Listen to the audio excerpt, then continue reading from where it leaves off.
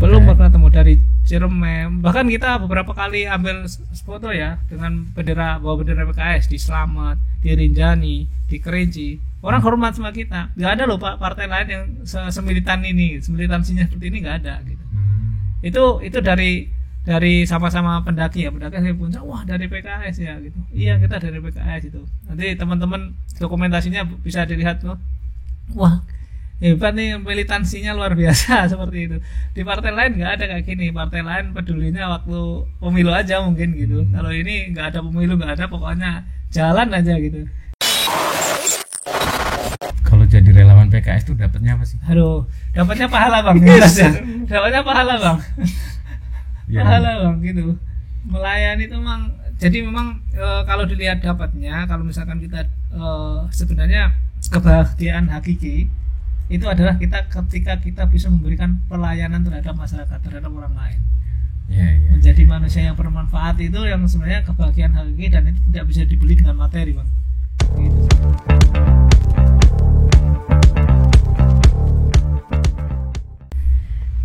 Bismillahirrahmanirrahim. Assalamualaikum warahmatullahi wabarakatuh. Waalaikumsalam. Alhamdulillahirabbil alamin. Nahmaduhu wa nusalli wa nusallimu ala rasulil karim, amma ba'du. Selamat datang di channel PKS Mustika Jaya Kota Bekasi. Di channel ini, di PKS Mustika Jaya Kota Bekasi, kita punya satu program namanya Bro and Sis. Apa itu Bro and Sis? Itu lebih kepada singkatan obrolan positif dan inspiratif. Nah, hari ini saya sudah bersama Bang Khairul Amin. Di Bro and Sis ini kita ada beberapa tema. Di antaranya adalah tentang keislaman. Nanti kita akan berbicara dengan narasumber, mungkin seorang ustadz yang mumpuni dengan kemampuan agamanya. Kemudian ada tema sejarah dan politik. Mungkin nanti kita juga akan hadirkan narasumber yang kompeten terkait itu. Dan yang ketiga ada tema terkait hobi dan keterampilan. Nah, ini saya undang Bang Khairul Amin sebagai salah satu narasumber yang mungkin sangat menguasai dengan hobi, khususnya naik gunung. Naik gunung. Naik gunung. Nah, di sini mungkin kita akan ngobrol tentang aktivitas apa, hobi yang dijalani apa, kemudian gabung di komunitas mana sehingga punya pengalaman banyak di naik gunung gitu Bang Amin. Silakan. Oke. Iya. Jajal dulu mungkin. Kenalan dulu. Kenalan dulu atau salaman? Kita belum salaman.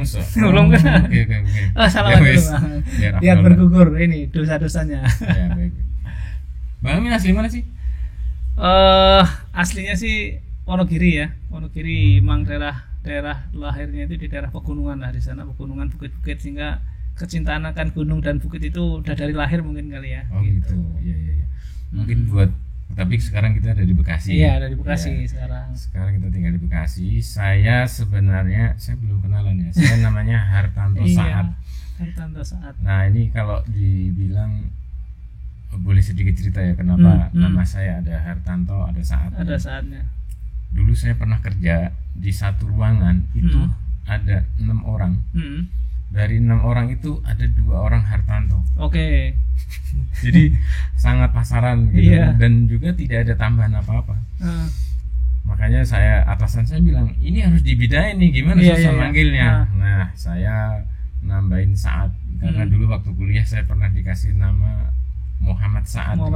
Akhirnya saya gabung tuh Hartanto sama Saat. Oke. Jadi satunya lagi yang Hartanto satunya karena beliaunya Katolik, dia pakai nama Bernardus Hartanto. Iya. Tapi karena kita di Bekasi, mungkin agak aneh ya kalau saya dipanggil Bang Tanto bisa gitu. Tapi kalau Bang Saat gimana ya? Kayak itu dong. Mantan itu ya. Dulu ada Bupati Bekasi ya? Bukan. Bang Sadudin itu. Kalau ngomongnya agak cepet, agak ini bangsat gitu ya. Bangsat. Ya, tapi saya sering dipanggil Bang Tanto gitu. Bang Tanto, iya. Oke, lanjut kita ke hobi, kemudian terkait naik gunung. Gimana itu? Iya bang, saya itu nggak tahu ya karena mungkin karena seperti yang saya utarakan tadi ya, Cupek tadi bahwa lahirnya di pegunungan, di bukit-bukit gitu ya. Jadi gunung itu udah kayak menjadi darah yang ngalir ya. Kita ketika nggak tahu nih ya, ketika sedikit waktu aja ada sedikit kosong gitu ya, udah pikirannya ke gunung aja sampai ke bawah mimpi gitu. Iya, semalam itu juga mimpi bang. Kita naik gunung ya kan, saya packingnya terlambat gitu kan. Begitu packing selesai, begitu mau jalan pakai kerin, bangun saya bilang gitu. Begitu mau tidur biar diterusin lagi, ternyata nggak bisa ternyata gitu. Sampai seperti itu bang. Berarti kalau sampai mimpi itu biasanya top of mind dari seseorang gitu. Itu yang selalu dipikirkan, itu yang selalu dicita-citakan pengen naik lagi gitu ya. Sampai masuk alam bawah sadar gitu. Lanjut. Ya, jadi saya itu mulai naik gunung dari kelas 1 SMA bang, tahun 97 lah. 97. Karena sekolahnya dulu di Solo, sering banget itu ke Lawu. Bahkan setahun itu tiap kali satu suro itu naik lah pasti. Kemudian tiap 17 udah pasti. Kemudian juga ke Merbabu juga dekat itu kan, lewat jalur Selo, biasanya dulu lewat jalur Selo sama temen SMA itu beberapa gitu yang sampai bolos-bolos bang, itu panggil lah sampai ke BP, biasanya musuhnya sama BP aja. Sebenarnya bukan dilarang Bagi waktunya. Yang penting adalah izinnya, karena kan kalau biasanya kalau zaman dahulu itu dari sekolah mana itu kan kelihatan gitu kan ya. Kalau terjadi suatu hal yang kecelakaan atau insiden di gunung itu buntutnya akan panjang biasanya gitu. Pernah sih juga di zaman SMA dulu ada insiden gitu kan, ada yang meninggal kakak kelas gitu kan, ada meninggal kakak kelas di Merapi gitu. Nah itu ya cukup panjang lah itu, sampai akhirnya karena kejadian itu kegiatan ekskul pencinta alamnya dibekukan. Nah, ada meninggal itu. Nah, itu sebenarnya kan ini hobi. Kalau hobi itu biasanya ya menurut saya sih selalu ada penerusnya gitu. Iya. Tidak namanya hobi ketika ganti generasi ada lagi yang suka itu. Iya. Kemudian, nah, artinya kan hal-hal yang sampai menyangkut safety keselamatan itu harus dihindari gitu. Apa yang kalau belajar dari itu apa yang salah? Ya dulu memang dunia pendakian nggak seperti sekarang ya. Sekarang dunia pendakian itu udah modern, sangat-sangat modern. Bahkan alat-alat yang kita bawa itu bisa sangat ringan sekali gitu, ringan, multiple. Iya, bahkan dikantongin segala macam, asal harganya mahal itu semuanya fungsi gunung. Tapi kalau dulu tahun 97, 98 itu ya kalau mau bawa tenda ya tenda yang gede pramuka, yang terpal itu, itu. Dan itu pasti nggak sampai puncak, pasti hanya di bupernya aja, terus kita naik tektok, kayak seperti itu modelnya. Kayak ke Lawu gitu, kita bawa ngecamp di Cemoro Kandang ya, di bawah itu ada bupernya. Kita diriin tenda di situ, yang nggak naik ya di situ masak-masak, yang naik juga naik jalan. Kita setengah 9 malam jalan. Berburu sunrise aja, sunrise dapat. Dan dulu kalau ingat ini ya mungkin hanya generasi saya yang mengalami gitu ya. Kita beli tuh iuran dulu kalau mendokumentasikan kan pakai yang rollnya isi 16, isi 24 gitu kan. Yang ada cuci cetak. Ya? Iya. Begitu ngambilnya kita ini lawan sama sinar matahari, bakar semua gitu kan. Seperti itu. Anak sekarang nggak tahu itu istilah sekarang cuci ada. cetak. Iya juga ada. Iya. Nah itu seninya di situ. Kita dulu itu ya memang tidak memikirkan safety sama sekarang. Paling dulu itu kalau saya naik itu hanya bawa sarung, botol air minum satu gitu kan, sama paling bawa, kalau dulu awal-awal ada kacang Garuda. Nah bawa kacang Garuda kulit itu. Oh jadi udah itu. Jadi di endorse kacang Garuda. Nah seperti itu ya. Itu terus di atas itu paling sama bawa kue basah satu, roti gitu. Itu ingat banget saya pertama kali diajak itu naik itu malam satu suro sama teman-teman Sakawana Bakti. Mungkin nanti kalau ada yang ini ya, Mas Surono Sakawana Bakti kalau ingat tuh Surakarta. Bang Hartanto bukan? Orang Surakarta. Senior saya. Senior gitu.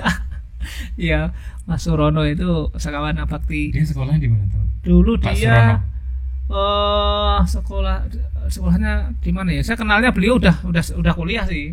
Dia senior di Sekawana Bakti. Man 1 Surakarta bukan? Mungkin itu. Saya alumni situ. Malu di situ ya. Ternyata dunianya sempit. Nah, beliau lagi PDKT lah ceritanya gitu sama seseorang gitu, anggota Sekawan aku juga. Nah, saya kan junior bawah gitu kan. Kita ngecamp yuk, ini satu suro kita ngecamp di Cemoro Kandang lah gitu. Jadi Cemoro Sewu. Oh, ikutlah, saya ikut. Ikut ya Bang, hampir sekolah. Nyusul ya Kak, panggilnya kan Kak. Oke, yuk. Akhirnya begitu, itu nggak ada rencana mau naik. Nah, begitu jam habis sisa itu, yuk kita lihat itu yuk, sunrise ke itu yuk, ke puncak yuk gitu. Yang bener nih, ini pengalaman pertama nih, menantang nih, saya bilang gitu kan. Perjalanan berapa? Paling 5 sampai 6 jam. Oh ya udah. Ya itu enggak, pengalaman pertama naik itu enggak mikir harus pakai jaket tebel, ntar kedinginan gimana, lapar enggak, penting jalan aja. Akhirnya hanya bawa, dulu itu andalannya udah sepatu naik gunung itu sepatu Riker. Sekarang mungkin enggak ada ya, mungkin enggak ada Riker gitu. Ingat banget Riker. Kemudian celana pramuka udah, sama bajunya baju dulu senengnya kalau pakai kaos gini nih, ini ada tulisannya misalnya ada kegiatan pramuka, misalkan kegiatan Raimuna daerah atau ya itu dipakai itu, atau Jambore Nasional lah, itu bangga banget itu. Sama jaket tipis lah gitu, sarung, jaket, bawahnya apa, air minum, udah bawa air minum. Padahal di atas sebenarnya ada warung, tapi kan nggak tahu dulu. Bawa kacang sama kue gitu.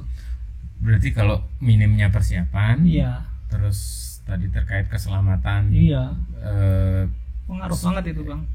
Itu sebenarnya apa, fenomena apa yang menyebabkan orang sampai meninggal? Iya, ya itu salah satu minim peralatan itu. Nah itu kejadian ketika di Merapi. Kita juga sama tipenya kayak Lawu, Lawu yang, tapi alhamdulillah Lawu yang pertama itu. Nggak, maksud saya gini, peralatan apa yang ketinggalan atau tidak dimiliki sampai orang dia sampai meninggal? Iya banyak. Jadi kayak jadi yang kalau yang di misalkan kita belajar dari Lawu itu ya, karena kita sebenarnya kalau peralatan standar jelas yang dalam keril itu harus ada rumah sakit di dalamnya. Artinya rumah sakit di dalamnya apa? Iya, P3K. Kemudian ada rumah di dalamnya. Rumah di dalamnya apa? Tenda, bivak segala macam untuk berlindung dari kabut, untuk berlindung dari hujan. Nah itu kan nggak ada. Hanya sarung, kita hanya kubutan gitu, itu nggak aman. Iya, bisa kedinginan, ya kan? Kemudian ada dapur juga. Di dalam keril itu ada dapur. Kita hanya bawa satu roti loh. Padahal naik itu butuh energi kan. Nah itu ketika lapar, capek, kena dingin, hipotermia gampang kena gitu. Jadi yang menyebabkan dia meninggal tadi hipotermia itu. Iya. Gitu. Nah hipotermia. Cuman untuk yang ke Lawu yang pertama itu, alhamdulillah ada insiden.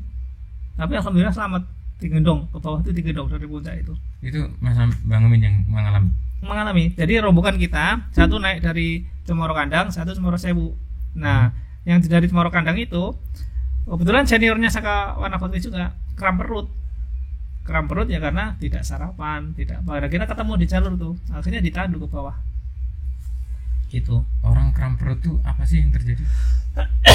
Sorry. Kram perut itu biasanya gini. Kita menyepelekan namanya sarapan. Enggak, maksudnya mungkin saya belum pernah mengalami dan melihat orang kram perut. Iya. Apa yang terjadi di orang yang kram perut itu? Jadi ya kayak seperti kaki ya, misalkan kram di kaki itu kan kaku sakit ya pasti. Nah kalau perut itu, yang namanya perut ini ada organ pencernaan, di sini juga ada pernapasan segala macam. Nah itu nggak bisa napas, digerakin sakit, diangkat juga sakit itu. Ya kayak mungkin kalau sekarang mungkin kalau nggak ketolong bisa lewat. Iya lewat itu, kalau ketolong nggak lewat. Kalau nggak ketolong lewat. Dan itu 2 kali Bang, selama naik pendakian selama karir sampai 2002 itu 2 kali saya ketemu dengan teman yang mengalami kejadian kram perut. Kemarin terakhir di Slamet, ibu-ibu itu rombongan saya juga yang mengalami kram perut. Iya. Ibu-ibu. Iya, habis kayak nggak bisa napas itu sampai napas.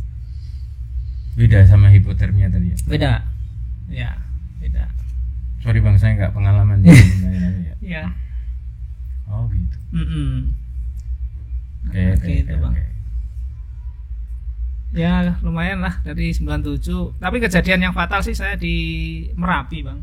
Apa itu? Merapi, yes, yang kakak kelas meninggal itu. Tapi ya Itu kronologinya sih ikut di tim itu. iya, ikut itu. Bang Amin satu tim dengan yang Satu tim dengan yang meninggal itu. Itu gara-garanya juga sepele sih, Bang. Apa tuh? Jadi kita ada yang kecelakaan gitu kan. Beliau senior, kakak saya waktu itu masih kelas 2 kalau nggak salah, 2 awal. Kalau dulu kan kelas 1 kelas 2 gitu ya. Beliau udah mau lulus. Jadi tiga bulan lagi, tiga minggu lagi mau Eptanas. Dulu kalau standar kelulusan Eptanas ya. Nah, itu kan. Nah, beliau ngajak, "Yuk, naik yuk untuk perpisahan," katanya gitu. Ya udah ikut, Bang, ke Lawu, jalur Silosi. Nah, sama teknisnya kalau kita naik ya jam 8 malam naik terus gitu kan. Naik. Kemudian ada kakak kelas yang kecelakaan keprosok ke jurang itu ada 5 meter gitu. Terus kita disuruh nunggu, ceritanya gitu, singkat cerita disuruh nunggu, udah kamu nunggu aja di sini, saya nyari bantuan lah gitu. Kak, itu aja center dan logistiknya bawa, kan pagi itu kalau nggak salah 2:30 atau 3:30 lah, 3:30 gitu kan. Udah, saya udah hafal ya, emang anak situ sih, saya udah hafal sih jalurnya sini, nggak usah buat ini aja, nanti saya nyari tim SAR ya gitu. Nah, begitu kita ditolong, si kakak kita udah dievakuasi tuh ke bawah. Nah, si Fulan kakak kelas ini nggak balik sekolah gitu kan, nggak taunya jatuh jurang seberangnya gitu, meninggal gitu. Jadi yang tadi mau minta pertolongan Iya, malah jatuh. beliaunya sendiri jatuh. Iya, Dan sendirian kondisinya. Berdirian kondisinya. Berarti pas eksiden itu tidak ada yang tahu, Nggak ada yang bahkan tahu. teman-temannya udah pulang semua. Iya, ke sekolah, begitu sekolah geger, kok nggak pulang nih. Nah, banyak polisi lah di sekolah Masya Allah. nyariin gitu. Nah, Nah, habis itu berarti sebenarnya iya. sebaiknya apa yang dilakukan kalau terjadi seperti itu? Yang balik harusnya berdua atau Ya, gini, misalkan kalau nyari pertolongan itu kita harus menyelamatkan diri kita sendiri. Kita harus pastikan diri kita selamat baru kita memberikan pertolongan. Jangan memberikan pertolongan tapi diri kita tidak selamat. Itu teknik dasar untuk penyelamatan seperti itu. Buat di air, misalkan di pemadam kebakaran juga seperti itu. Ya kan? Kita harus safety dulu kan. Pemadam itu safety dulu dari api, dia cari posisi yang benar-benar aman baru dia mengamankan gitu. Nggak bakal mungkin misalkan yang kebakaran bawah, dia di atas gedung pemadam, kan nggak mungkin. Pasti akan harus seperti itu, teknis awalnya seperti itu. Itu orang nekat ya? Iya, orang nekat itu. Beda antara berani dengan nekat. Berani itu perhitungan. Kalau nekat tuh iya, berani tapi nggak perhitungan. iya, nggak perhitungan. Gitu sih.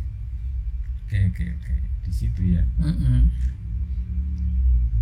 Emang seru sih, Bang, kalau naik gunung itu. Orang bilang kapok saat itu, tapi ntar 2 hari 3 hari begitu inget, aduh, Jalan lagi. pengen lagi gitu. Nggak kenal usinya lagi. Iya. Sampai sekarang pun juga, kemarin bawa rombongan tuh, Bang, jelajah rimba gunung itu, Bang. Komunitas kita ada komunitas kan ya. Jelajah Rimba gunung. Saya bawa rombongan sekitar 280 orang, Bang, ke Gunung Gede, Bang. 280 orang. Iya, ke Gunung Gede, Bang. Itu kalau dimasukin bis Jadi berapa bis itu? Kalau satu bis sekitar 50, 6 bis. 50, ya udah 6 bis ya. Ramai, Bang, itu Gunung Gede. Wah, hari itu pedagang Gunung Gede itu, waduh. Iya, terima kasih Bang, terima kasih WKS, terima kasih Bang. Diangkat saya, Bang. Diangkat. Oke. Luar biasa itu. Iya. Dan pesertanya, Bang, mau tahu, Bang? Ada ibu-ibu usia 53, usia 46 tahun, di atas 30 semua. Ibu-ibu Iya. di atas 40 tahun. Iya. Pesertanya banyak itu. Wah. Lah, itu kalau ibu-ibu umur segitu tuh anaknya mah udah bisa nemenin juga itu harusnya. Padahal umurnya udah saya batasi, Bang. 16 sampai 30 gitu kan. Tapi nggak tahu si ibu-ibu ini, dan nggak cuma 1-2, banyak satu rombongan itu. Tapi alhamdulillah tak kiring sampai ke Surya Kencana, seneng banget. Sampai sekarang WA, pengen lagi dong, bikinin trip lagi ya. Itu, Bang. Ya. Orang tua yang apa ya, yang tidak pernah tahu tentang naik gunung, mungkin juga dia sangat khawatir ya, Iya. anaknya pergi naik Hmm. gunung, khawatir dengan hal yang seperti tadi. Tapi sebenarnya kalau dilacak karena kurangnya pengetahuan dan Betul. kesiapan dia dengan peralatan gitu. Mm-mm. Tapi kalau sekarang harusnya udah lebih apa ya, lebih matang lah ya Iya, persiapannya. iya, sekarang banyak sih cari. Itu referensi. ada, kalau orang yang belum pernah naik gunung, Mm. terus naik gunung yang pertama kali, apa yang harus dia lakukan? Jadi gini Bang, ada teori bahwa sebenarnya naik gunung itu tidak ada pemula atau senior sebenarnya.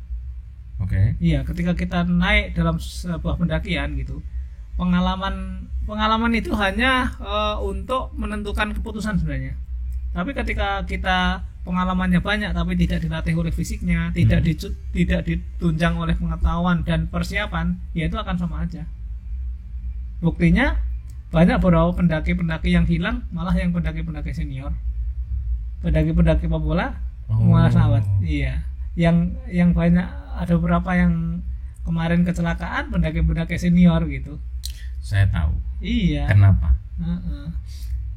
Gini, Gitu. kalau orang sudah paham dengan sesuatu, Mm-mm. biasanya dia lebih tingkat care-nya itu Iya. turun dikit. Mm-mm. Contoh aja ya, kalau bawa mobil aja ya. Iya. Kalau orang bawa mobil, Mm. dia mekanik sama bukan mekanik. Iya. Ini analogi aja. Heeh. Mekanik bawa mobil, nyetir mobil, mobilnya rusak. Iya. Artinya ada mobil itu nggak sempurna. Mm. Mekanik berani bawa itu jalan. Iya. Artinya kan standar care-nya dia tuh turun. Sama kayak, karena dia merasa tahu. Tahu ya, makanya. Dia merasa tahu. Alah, kalau nanti masalahnya ini paling ininya. Iya. Makanya dia berani aja bawa jalan. Makanya. Nah, kalau pendaki yang senior biasanya udah tahu lah. Udah gitu. tahu lah. Di situ makanya Nah, titik ada saya bilang sih meremehkan apa ya, meremehkan harusnya hal-hal yang harus diperhatikan tapi Iya. dia kurang care, akhirnya fatal. Iya, kayak keamanan aja. Hal yang paling berbahaya saat kita menjaga keamanan adalah merasa aman gitu. Nah, Ketika udah merasa aman pasti turun. Nah, sama pendaki gunung itu juga gitu. Jadi makanya kalau saya Bang ya, ketika membawa contoh kemarin anak-anak saya masih satu SMA itu saat ini sudah gunung-gunung di Jawa lah yang tinggi-tinggi kayak Merbabu, Sindoro, Sumbing, Slamet itu udah full ya. Saya lihat pertama kali naik Sumbing itu tinggi juga, termasuk di gunung tertinggi kedua kalau nggak salah di Jawa Tengah. Itu saya membandingkan saya sama kamu nak sama. Saya bapak nggak merasa lebih senior, lebih pengalaman enggak, tapi sama dalam kondisi mendaki pertama sama. Kita sama-sama persiapan fisik. Olahraga tuh, olahraga mendaki saya tetap jaga olahraga, kemudian peralatan semua dicek Bang, dari rumah dicek. Dari raincoatnya, dari sleeping bagnya, kemudian makannya, obat-obatnya, semua harus lengkap. Satu pun yang nggak lengkap, bahkan sampai alat navigasi ya. Bahkan alat navigasi kalau sekarang kan naik sebenarnya gunung itu sudah jalurnya udah jelas, tapi saya selalu bawa alat navigasi. Fungsinya apa ya kan, kita kan nggak tahu di jalan. Padahal bawa alat navigasi sekarang yang modern kan hand GPS itu lumayan berat, bawa baterainya segala macam, itu kita tetap kita bawa. Terus kemudian kompas juga kita bawa. Nah itu tetap persiapannya, tetap persiapan peralatan fisik semuanya bareng. Oke lah, itu udah masuk. Saya yang tertarik itu tadi kenapa PKS sampai bikin komunitas JLG. Terus yang menarik lagi, kenapa sampai ibu-ibu yang di atas 40 tahun mau ikut gitu. Itu kalau menurut saya sih ngapain ya protokol bikin gitu ya? Agak aneh ya, maksudnya why? Kenapa orang bisa sampai tertarik? Kemudian jumlahnya berapa? 280 orang. Itu yang saya sih kalau ngelihat kalau saya lihat organisasi PKS kan organisasi ya. Ada nggak organisasi lain yang seantusias itu untuk naik gunung? Jadi gini bang, saya unik loh, PKS itu unik, saya kenalnya unik gitu. Jadi uniknya kenapa? Dia masuk di segala lini gitu. Bahkan kalau kita punya hobi aja, hobi apa aja, yuk gabung ke PKS, itu tersalurkan gitu. Nah salah satunya makanya saya termasuk interest banget dengan PKS itu, karena di situ ada unit kepanduan dan santikanya bang. Ternyata bang, unit kepanduan dan santika itu perannya apa itu? Perannya itu ya hobi anak muda itu tersalurkan. Naik gunungnya ada, larinya ada, komunitas lari ada itu, komunitas bikernya ada, kemudian komunitas goesnya juga ada, bahkan untuk yang panjat tebing, panjat dinding itu ada, dan ada di situ anggotanya yang benar-benar punya keahlian sertifikasi. Iya, ada gitu. Luar biasa, makanya ini kumpulan-kumpulan anak-anak mahasiswa pecinta alam ada di kepanduan ini, saya bilang gitu. Makanya menarik bagi saya. Makanya saya gabung ke situ juga, makanya ketika ada komunitas jelajah rimba gunung, begitu saya baca pertama, ini mau target 300 orang asal kita panitianya siap, bisa tercapai, saya bilang gitu. Benar, kemarin itu juga itu 280 orang itu kita batasi bang. Saya itu nolak peserta baru yang mau ikut itu hampir 75 orang. Kalau nggak kita batasi, ini ambrol kita panitianya gitu. Saya kebayang ini sebenarnya kalau tadi pedagang-pedagang di sana sampai bilang terima kasih bang, terima kasih PKS gitu. Itu kalau satu orang dari 280 itu di sana berbelanja berapa hari sana? Kita 2 hari tuh. 2 hari 1 malam tuh. 2 hari, mungkin sehari 100.000 habis ya? Habis lah. Apalagi kalau gitu mah di atas sudah buat makan, dan kita bebaskan bang, jajan silahkan. Ini lokal kita angkat gitu. Artinya 200.000 kali 280 orang, berapa juta itu ya? Iya, hampir 560 ya. 56 jutaan tuh ya. Potensi ekonomi juga buat masyarakat gitu di sana. Saya sih melihat pasti ya di setiap daerah tuh ada pecinta alamnya yang seperti itu. Ada nggak JRG ini nanti akan mengarah ke komersial? Jadi memang ada sih dari JRG jadi sebenarnya komunitas jelajah rimba gunung itu tidak hanya sekedar pendakian ya. Itu sebenarnya wadah saja komunitas untuk menampung hobi anak muda dan menyesuaikan dengan kondisinya. Misalkan di Pangandaran ya, di Pangandaran kan Jawa Barat juga, itu kan nggak ada gunung tuh, itu adanya sungai-sungai atau arung jeram, bisa itu. Nah kedepannya bisa itu digunakan sebagai misalkan ada kader-kader PKS yang pengen mengadakan hiking, mengadakan healing, gitu kan, ada kelompok-kelompok itu bisa memakai jasa kita. Oke, berarti maksud saya kalau udah komersil kan artinya dikelola, ambil profit, kayak gitu kan ya. Akhirnya organisasi bisa jadi berkembang. Oke. Mungkin juga sih ya. Iya. Kalau ada kayak lembaga travel kayak gitu kan, mereka juga sebenarnya menawarkan destinasi, kemudian memfasilitasi baik dari transportasi dan perlengkapannya, akhirnya dapat profit di situ. Iya, profit bisa digunakan kembali untuk kegiatan-kegiatan yang lebih bermanfaat lagi, gitu. Gitu. Siap, saya sangat tertarik. Tapi tadi yang poinnya gini, itu tadi yang bagaimana, ada nggak organisasi yang selain PKS yang punya antusiasme naik gunung sekuat itu tadi? Pernah ketemu nggak? Jadi gini, kalau dari parpol, terutama dari parpol ya, kalau dari parpol belum pernah ketemu, dari Ciremai. Bahkan kita beberapa kali ambil foto ya dengan bawa bendera PKS di Slamet, di Rinjani, di Kerinci. Orang hormat sama kita. Nggak ada loh partai lain yang semilitan ini, semilitansinya seperti ini nggak ada gitu.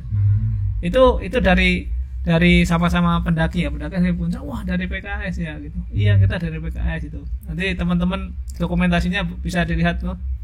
Wah, hebat nih, militansinya luar biasa seperti itu. Di partai lain nggak ada kayak gini. Partai lain pedulinya waktu pemilu aja mungkin gitu. Kalau ini nggak ada pemilu, nggak ada, pokoknya jalan aja gitu. Seperti itu. Ini masuk karena Jatuhnya Iya. jadi hobi. Jadi kan? hobi ya. Ya, ya. Cara gabung JRG. Oh, Cara gabung. makanya Nah, mungkin kan banyak yang menarik.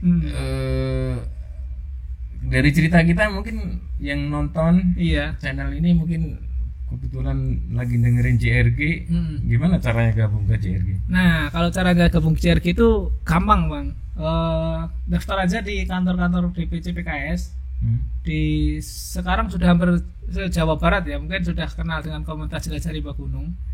Masing-masing DPC, misalnya DPC itu kantor perwakilan PKS kecamatan ya bang ya. Level Level kecamatan. kecamatan ya. Dari situ pasti ada kepanduannya tuh.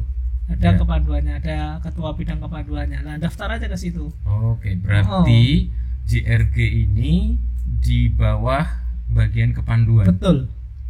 Gitu dulu kepanduan. Karena di situ kegiatannya macam-macam. Nah, JRG itu juga tidak hanya naik gunung. Yang mau jadi relawan, relawan kebencanaan, ada di situ pelatihannya juga, Bang. Kita ada kita ngundang dari instansi-instansi luar lah kalau seperti itu skillnya. Ada dari PMI, dari BPBD seperti itu. Dalam waktu dekat pun juga akan ada pelatihan sekolah relawan tuh, Bang. Gitu. Siapa yang ngadain? Dari kepanduan juga. Sekolah relawan. Iya. Water rescue, vertical rescue gitu. Menantang lah kalau ini yang yang hobi pecinta alam dari Mapala, Sismala itu cocok kalau masuk ke kepanduan. Iya. Kenapa terinspirasi mendirikan sekolah relawan? Apakah ada lembaga lain yang sudah mengadakan itu atau ini PKS jadi pionir dalam hal ini? Ya, jadi memang itulah salah satu salutnya PKS ya. Di segala lini ada, bahkan walaupun untuk relawan-relawan itu lembaga-lembaga lain ada ya, tapi PKS tetap ada relawannya. Fungsinya apa? Karena dalam kondisi darurat ya memang namanya PKS kan melayani, biasanya melayani ya. Apapun yang diperlukan oleh masyarakat kita layani, sebisa mungkin kita sediakan untuk kita layani. Nah, di Bekasi sendiri kan yang notabene adalah dekat dengan pantai. Setiap musim hujan ya kan, itu kan selalu tuh kebanjiran di beberapa titik. Nah, terdepan paling relawan dari PKS itu bahkan jam 1 pernah itu Bang, saya jam 1 malam tuh ditelepon, Bang, ada ini nih, bayi terjebak banjir di tahun berapa ya? 2001 kemarin ya. Iya, 2001 di Kalimaya itu. Terjebak lantai 2 jam 1 malam, Bang. Jam 1 malam mau ngambil perahu kejebak tuh, jalan kaki sampai ini evakuasi, Bang. Seperti itu. Nah, itu makanya di PKS itu ada unit relawannya sendiri yang memang dilatih secara profesional sih. Gitu. Kalau jadi relawan PKS itu dapatnya apa sih? Aduh, dapatnya pahala Bang. Jelas ya. Dapatnya pahala Bang. Ya. Pahala Bang gitu. Melayani itu memang, jadi memang kalau dilihat dapatnya, kalau misalkan kita sebenarnya kebahagiaan hakiki itu adalah kita ketika kita bisa memberikan pelayanan terhadap masyarakat, terhadap orang lain. Ya. Menjadi manusia yang bermanfaat itu yang sebenarnya kebahagiaan hakiki, dan itu tidak bisa dibeli dengan materi Bang. Gitu sih. Jadi yuk saya menyimpulkan gini, masuk PKS itu kayak seperti lebih ke komunitas. Iya, sesuai dengan hobi kita, kesenangan kita gitu Bang. Bukan seperti orang murni berpolitik begitu. Iya, ya? betul Bener ya? Bang, betul Bang. Saya rasanya seperti itu Bang. Jadi pengen relawan ada Bang. Tadi kalau kita kan lagi ngomong JRG, di situ ada hobi naik gunung. Orang yang gabung di JRG itu otomatis jadi gabung PKS atau enggak? Gini Bang, jadi yang gabung dengan JRG itu kalau yang bersangkutan mau, kita ada langsung mau anggota PKS, ya udah ayo bikin KTA-nya, ada KTA-nya gitu. Kalaupun yang belum nggak apa-apa, kita gabung aja. Kita satu komunitas dalam komunitas gitu. Satu hobi aja. Satu gitu. hobi, naik bareng. Yang penting nanti nggak ini apa namanya, tidak saling mencela, tidak saling menjelek-jelekan lah gitu. Yang penting kan kita persatuan untuk bangsa ini gitu kan. Ya. Sekarang kan sudah terlalu polarisasinya terlalu jelas Bang katanya. Nah, kita nggak ini ke situnya lah. Karena kita hobi satu gunung, satu ini, kita sama-sama nih cintain alam kita nih gitu. Bagaimana perasaannya kalau sudah jadi relawan tapi tetap bully sama netizen partai gitu. Gimana sih Bang? Jadi gini Bang, ya itu tadi saya bilang bahwa kebahagiaan hakiki sebagai manusia, entah itu jadi anggota partai atau enggak, adalah melayani Bang. Saya kan, contoh gampang Bang, kita punya tangga ya, tangga untuk manjat gitu kan. Ketika tetangga membutuhkan, Pak pinjam tangganya dong, buat apa? Buat berdiri lampu. Udah kita bawain tangganya, kita pasangin lampu. Itu kebahagiaannya dari situ Pak, karena kebahagiaan itu bukan saat orang yang menerima, tapi saat yang memberi ternyata. Nah demikian juga ketika gabung PKS, karena suganya ada melayani rakyat. Udah berarti kita harus jadi pelayan, siap jadi pelayan. Kita melayani, nah itu kebahagiaan. Nah terkait dengan omongan orang, nah itu terserah. Berarti mereka belum merasakan betapa nikmatnya kita melayani orang. Nah gitu Bang, itu aja sih. Jadi kalau gabung PKS, tapi niatnya mau dapat manfaat atau mau dapat keuntungan, bukan tempatnya tuh. Iya bukan tempatnya, bukan tempatnya lah kalau gitu. Iya. Oke. Kalau kan dari tadi diceritain kalau masuk PKS itu pokoknya melayani. Ya bahagia ketika bisa memberi. Ya kalau orang mau gabung PKS tapi niatnya mau dapat manfaat, dapat keuntungan, berarti nggak cocok loh. Iya nggak cocok lah. Kalau misalnya nggak cocok lah gitu. Oke. Kalau mau dapat keuntungan ini masuk ke perusahaan, masuk ke kantor, BUMN gitu itu gitu kan. Ya mudah-mudahan kita tadi udah ngobrol tentang hobi, kemudian naik gunung, sampai di akhir tentang ternyata ini adalah JRG itu buatan atau apa ya bentukan dari PKS. Untuk fasilitasi anak-anak. Dan karakter dari PKS tadi melayani. Akhirnya saya cuma bisa mendoakan mudah-mudahan istiqomah Bang. Insya Allah Bang, insya Allah sih. Mudah-mudahan minta doanya aja. Iya. Kan kalau udah seperti itu kan sebenarnya kita butuh waktu, investasi waktu, tenaga pikiran, bahkan ngeluarin duit juga. Ya kalau orang hitung-hitungan mungkin nggak akan masuk. Nggak akan masuk kecuali dari sini. Iya Mas, seperti itu. Dan kebahagiaannya kan aslinya dari situ, sumber kebahagiaan kan dari sini sebenarnya. Baik. Ya terima kasih Bang Amin. Demikian juga para pemirsa channel PKS Mustika Jaya. Terima kasih sudah mengikuti pembicaraan kita. Kali ini terkait hobi naik gunung. Ada komunitas JRG yang mau bergabung silahkan. Mungkin bisa komen di channel kita atau bisa menghubungi DPC masing-masing, DPC PKS maksudnya di tingkat kecamatan. Baik, dari itu saja dari kami.